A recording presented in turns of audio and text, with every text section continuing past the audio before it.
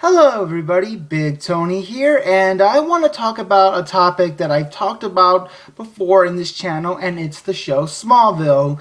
And right now I'm going to be covering as much of Season 1 as I possibly can on this video, so that's what I want to do again. So let's see how this goes. So the show begins with these meteors coming down to Earth and Clark's spaceship along with it, so you don't actually see Krypton be destroyed or nothing. I mean, that would have been a nice touch, but okay. So just all these meteors are coming down on Earth, all to this one place on Earth, and it's a small town, quiet town, peaceful town, Smallville in Kansas.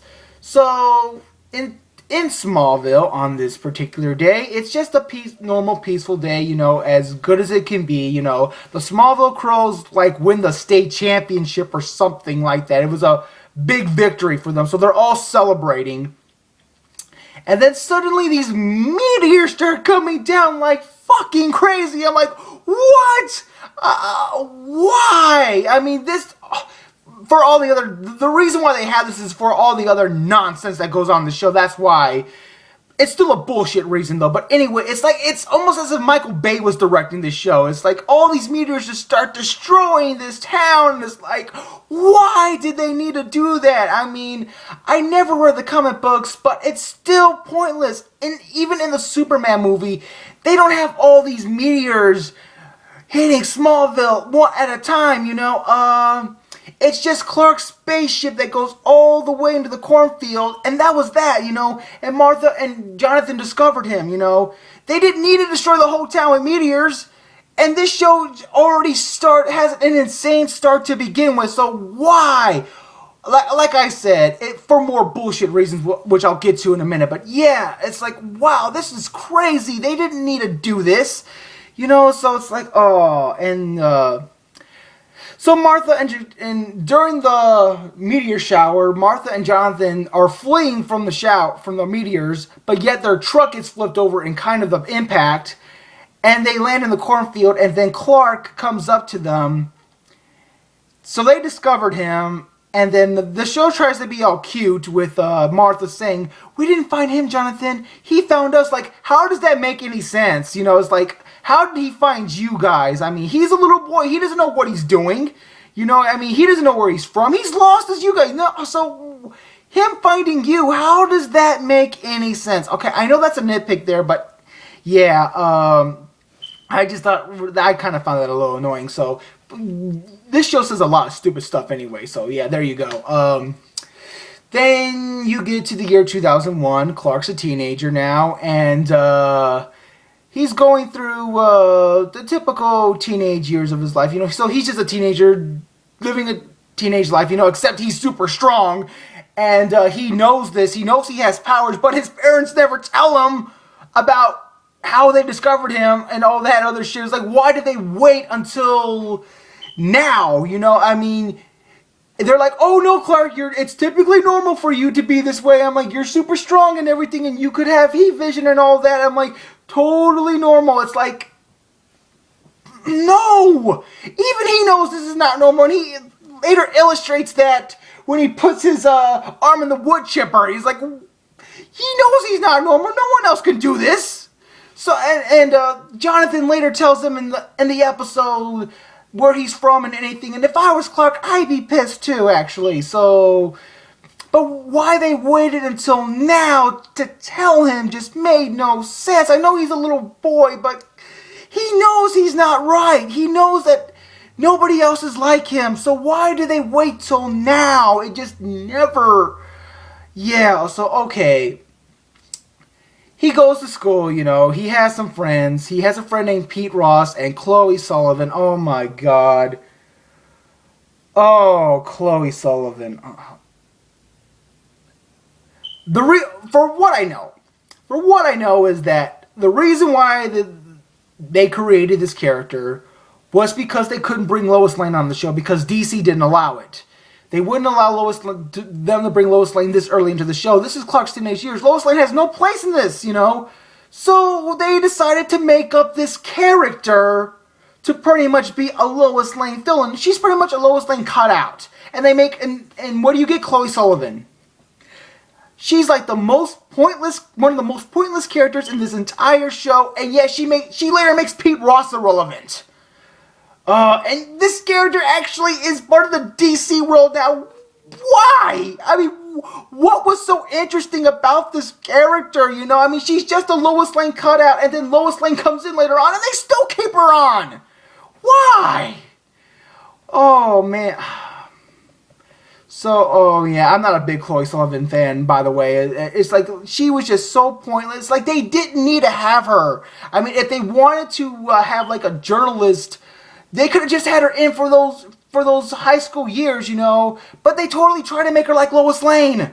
And that's bullshit. I'm sorry. The real Lois Lane exists. And she later comes onto the show, so she becomes completely pointless later on. And yet they still keep Chloe on. It's like, oh, I could go on and on about that, but yeah, Chloe Sullivan, yeah, and she gets really annoying later on in the series, you know, which also leads to another character, Lana Lang. Oh my, yeah, as many of you know, I can't stand Lana Lang for nothing, especially on this show. Yeah, Clark. Another thing that kind of really annoys me is that Clark says he was in love with Lana Lang the moment he laid eyes on her, and he was 7. Yeah, that makes total sense, because 7-year-olds know what true love is. They know what love is, you know, he has no fucking idea what love is, you know, I mean, yeah, they try to be like, 90210 bullshit, you know, it's like, why, you know, it's like, he doesn't have no idea what this is, you know, so how can, yes, he likes her, I get that, you know, you think she's pretty, okay, kids can feel that way sometimes, but don't say yet you're in love with her, that you've been in love with her since you were 7, clearly you have no idea what love is then, so it's like, they really try to make this over dramatic bullshit, you know, and Lana Lang has a kryptonite necklace, yeah, a kryptonite, kind of like this poetic bullshit, like, I'm wearing the meteor rock that killed my parents. Yeah, that's fucked up. Why would you do that? I'm like, that is just so stupid. I mean, oh, God. That's like you sporting the same knife that killed your loved one, you know? It's like, why would you do that? I just really found that disturbing. I never got why they did that. It was just so dumb.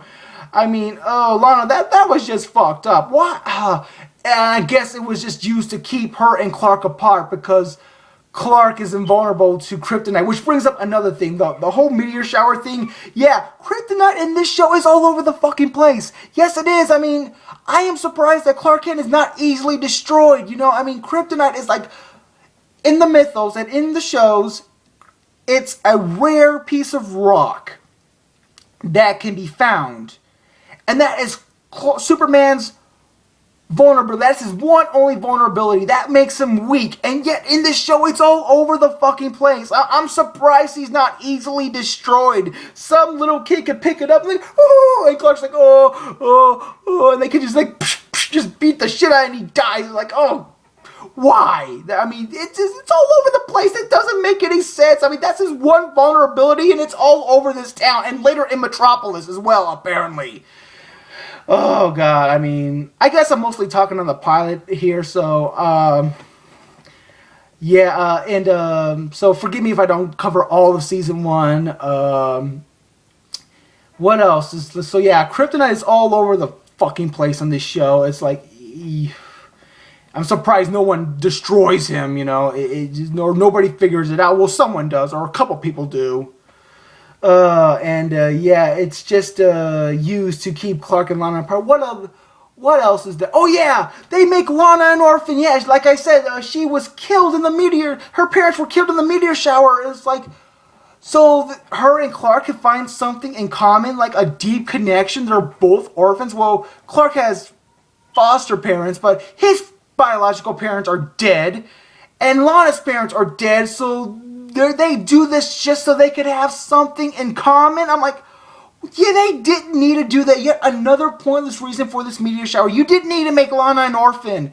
You know, you did not need to do that. You could have found something else to make them have in common and have a connection with, you know, instead of making them orphans, you know. It's like, again, pointless drama bullshit right there. And they try to make Lana Lang way too important on the show. I'm sorry, guys. I mean, I know you're going to have these smart asses about Smallville. Like, Smallville's its own brand. You know, it doesn't follow the mythos, which is exactly the fucking problem with the show. It doesn't follow the mythos. It tries to tell its own story. So these idiots, Alfred Goh and Miles Miller, are taking a big risk in trying to tell their own story of Superman, and they fail miserably at it. Oh, God. Those two are fucking morons. I swear to God. I mean, so we're not going to follow the mythos, you know. We're going to tell our own story. Problem is, your story is total bullshit. They try to make Lana Lang way too important. I'm sorry. I mean, whether you guys are not a fan of the mythos or not, it's, oh, this is Smallville, they can do whatever they want, which is exactly the problem with the show. But again, going back to what I'm saying, Lana Lang is only a side character. Yes, in his high school years, she had some relevance, you know, but they try to make her way too important on the show. Like, I hated that Kristen Krug got second billing, because it's like, Lana Lang is more important than Lex Luthor? That really doesn't make any sense. She's more important than the parents? You know, it's like, again, that doesn't really add up at all. And it's like, I'm like, you know, you could only do so much with the Lana Lang character. All she is the snobby cheerleader and the love interest. That's all she is. You can only do so much with her, but yet they try to fucking jam her in your throat as much as they possibly can, and I hated that. And a lot of people did. I can't blame them either, you know. It's like, whoa, man. You know, this is why Lana is one of the most hated characters, if not the most hated character on the show, because they try to make her way too important. Same with Chloe Sullivan, by the way. That's another reason why I can't stand her character. Yeah, and, yeah, they really forced the issue down. And later the season proved that they clearly had nothing for Lana, so they try to make her more important as they can. But anyway, I had something else I can't think of. What was it? Oh yeah, the Clark and Lex thing. I thought that was pretty interesting, you know, how they became friends when Clark saved Lex's life after the crash on the bridge. But of course he suspects something because he hits Clark head on, so of course Lex is going to be suspicious of something, and Clark later gets mad at him in later seasons because he's investigating him. Hell, wouldn't you be suspicious too? I would just come out and just say, hey Lex, I have superpowers, but we all know he becomes the villain. So we gotta try to make this a secret. So it just gets very confusing later on. But I thought that was an interesting dynamic, though. An interesting thing to do. Is like, in the early seasons, Clark and Lex are friends. And I'm like, oh, okay, you know, I mean, I can probably follow that, you know. So that's what they do. And, Jesus, I'm trying to think of something else. I had something else, but, oh, man. God, this show sucks. It really does. Oh, yeah, Whitney, the boyfriend, Lana's boyfriend, he's upset because Clark and Lana were hanging out at the cemetery that one night, so he borrows Lana's necklace for whatever reason, and then they make Clark the Scarecrow, and he puts Lana's necklace on him, and yeah, I know it's kryptonite, it makes him invulnerable, but why did he do that? Again, it just made no sense. I'm like, these people are just crazy. They're not crazy, but they just do shit for no reason. It just didn't add up. Why would Whitney do that? Yeah, it made no sense. And so yeah, I'm just mainly covering the pilot here. I had a few other things, but I can't think of them on the top of my head. I'll probably get back to that in another video. But I'm almost out of time, so yeah, I mostly just covered the pilot here. So forgive me if I didn't really cover all of season 1. So I just thought I'd talk about that. Yeah, I used to like the show. Not so much no more. It's just a lot of bullshit. Alfred Goh and Miles Miller just completely botched the mythos, you know, just to tell their own bullshit story. And I know I'm going to have a lot of these smart-ass fans. Well, it's Smallville and it's not supposed to follow the mythos. That's exactly the fucking point. That's why this show sucks. So, guys, I'll talk to you later, and have a good one. And if I don't come back, have a safe and happy Merry Christmas and a Happy New Year. So, Big Tony, peace out.